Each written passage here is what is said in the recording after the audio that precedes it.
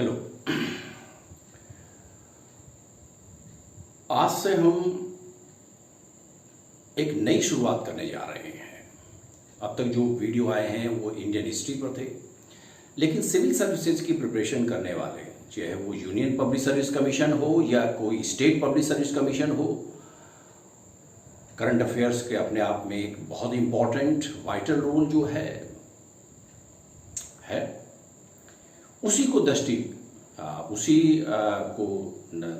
में रखते हुए दो newspapers, the Hindu and the Indian express के जो खास न्यूज़ एनालिसिस हैं या कोई आर्टिकल है या कोई एडिटोरियल है, उसको हम एनालिसिस करेंगे इन वीडियो में। और एक दूसरा वीडियो जो सिर्फ फैक्चुअल इंफॉर्मेशन पर होगा,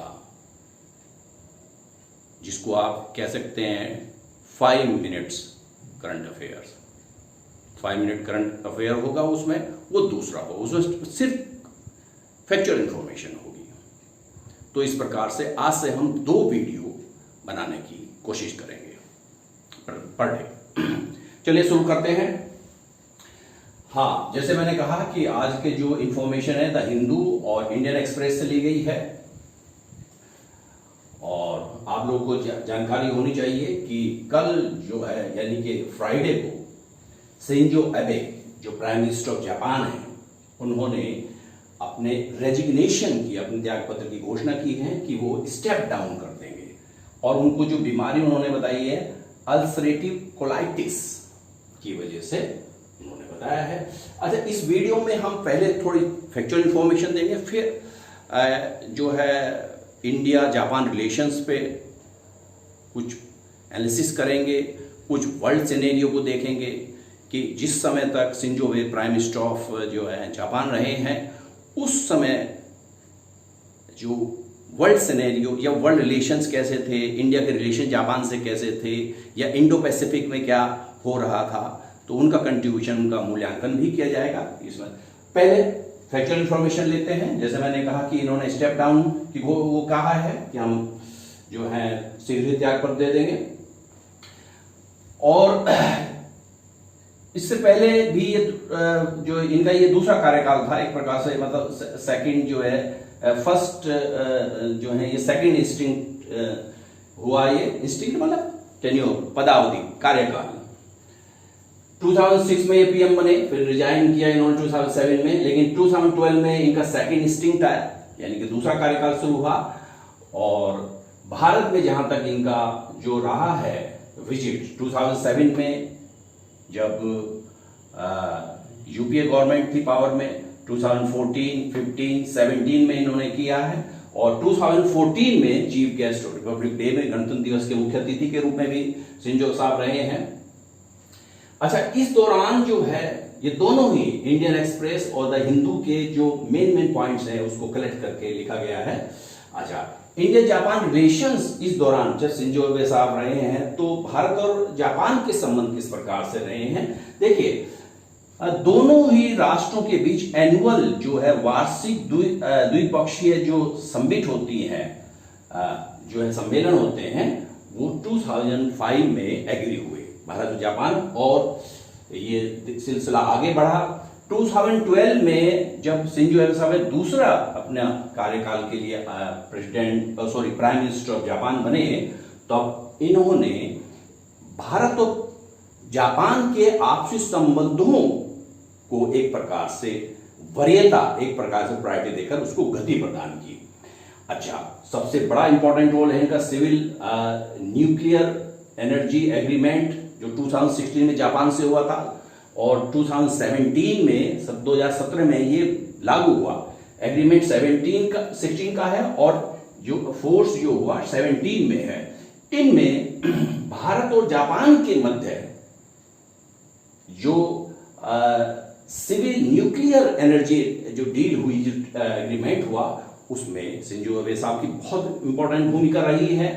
अच्छा, उसकी वजह यह है कि देखिए, भारत जो है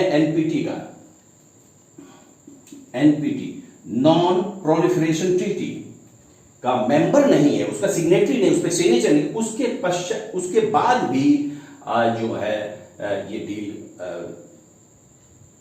भारत और जापान के मध्य हुई और इसमें शिंजो आबे साहब की काफी बड़ी भूमिका रही है।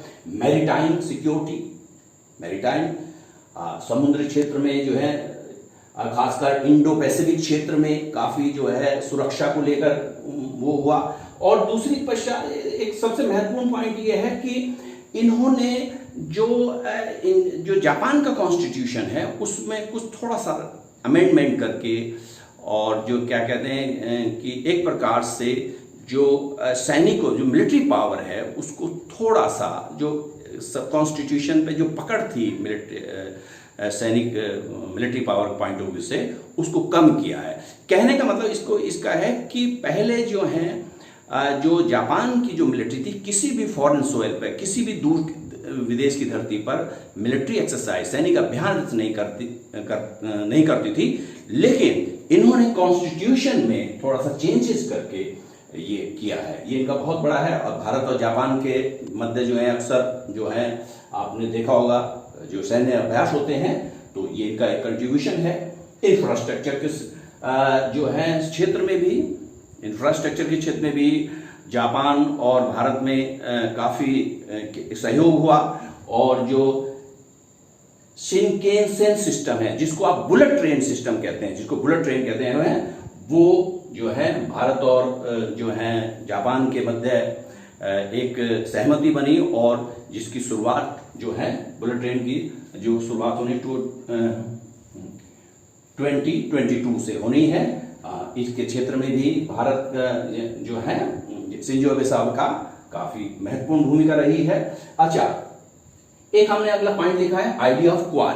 क्वाड बेसिकली ये एक प्रकार से इनफॉर्मल फोरम है जिसमें जो वर्ल्ड के जो है 4 कंट्री शामिल हैं, तो यूएसए, जापान,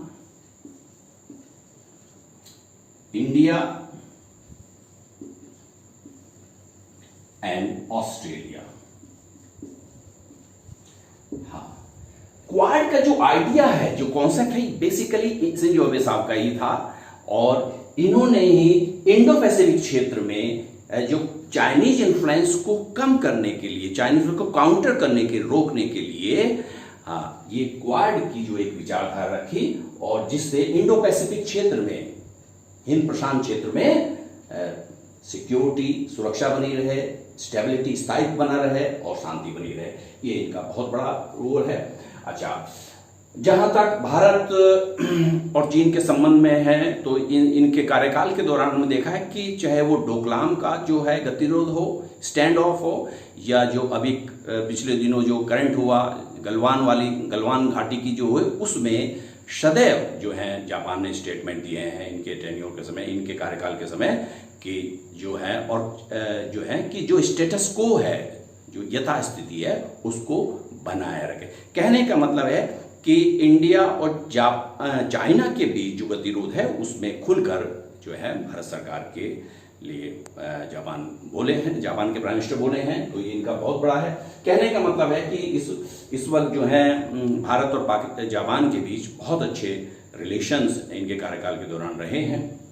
अच्छा, आगे जो है एक भारत और जापान ने मिलकर जो है द एक्ट ईस्ट फोरम बनाया, ये इनकी एक महत्वपूर्ण भूमिका रही है। और श्रीलंका और मालदीव में चाइना को काउंटर करने के लिए एक ज्वाइंट प्रोजेक्ट की इन्होंने योजना बनाई भारत के साथ इनके कार्यकाल के दौरान। ये भी एक इंपॉर्टेंट एस्पेक्ट है। अच्छा, जहां तक जापान और वर्ल्ड का सिनेरियो है, परिदृश्य है, जापान और विश्व का परिदृश्य है, तो इन्होंने सब शिंजो आबे साहब ने कि अमेरिका से, यूनाइटेड स्टेट्स ऑफ अमेरिका से अपने रिलेशंस जो हैं, जापान के रिलेशन को बहुत अच्छे बनाए। इसके कारण ये हुआ कि जो क्वाड का जो कॉन्सेप्ट है, जो एक रीजनल और जो क्या कहते हैं स्टेबिलिटी आई इंडो पैसिफिक रीजन में, जो मेंटेन रहा, उसमें इनका उसका जो कहने का मतलब है परिणाम यही हुआ कि इन्होंने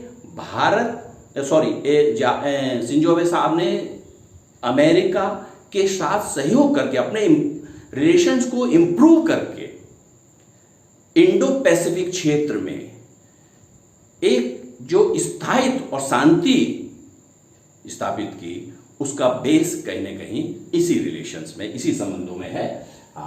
अच्छा, आगे जो है ये कहते हैं आपको peace and stability Indo Pacific region, कि इनकी बहुत बड़ी है लेगेसी मानी जाती है कि इन्होंने एक प्रकार से आने वाले समय में इस चीज को याद किया जाएगा कि भारत और जो है इंडो पैसिफिक रीजन में जो शांति और स्थायित्व इनके समय स्थापित रहा।